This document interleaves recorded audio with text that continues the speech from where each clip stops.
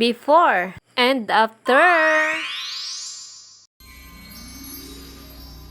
Magandang araw mga mare, another day, another DIY. At dahil maulan mga mare dito sa amin sa Quezon at nasa bahay nga lang kami ay ito na ang aking pinagkaabalahan. Kung mapapansin nyo nga mga mare ay tinatanggal ko na yung dating dikit nitong aking lababo at ito nga ay yung marble sticker. Medyo hindi na nga ako mga mare nagagandahan dito at tuklap-tuklap na rin nga kaya naman ay kailangan ko na nga itong palitan. Kung tatanungin nyo nga ako mga mare kung bumaho ito ay hindi naman dahil hindi nga nababasa itong parte na aking dinikitan. At nung matanggal ko na nga mga mare yung mga nakadikit dito na marble sticker ay nilagyan ko nga lang ito ng Sunrocks at brinash ko para mawala yung mga adhesive na dumikit. Kailangan kasi mga mare ay siguradong malinis ito bago natin ilagay yung panibagong binili sticker. At din nga mga mare ay sakto ngayong araw ay dumating na rin nga itong aking parcel kaya naman ay binuksan ko na nga at excited na nga akong gamitin ito. At sa pangalawang pagkakataon mga mare nadidikitan ko nga itong aking lababo ay talaga naman plinano ko ng mabuti para naman ay hindi na nga ako pumalpak. Dahil aminado nga ako mga mare na yung aking unang inilagay dito na marble sticker ay talaga namang palpak nga iyon dahil grabe hindi ko nga nagustuhan ang naging resulta. Pero kahit hindi ko nga nagustuhan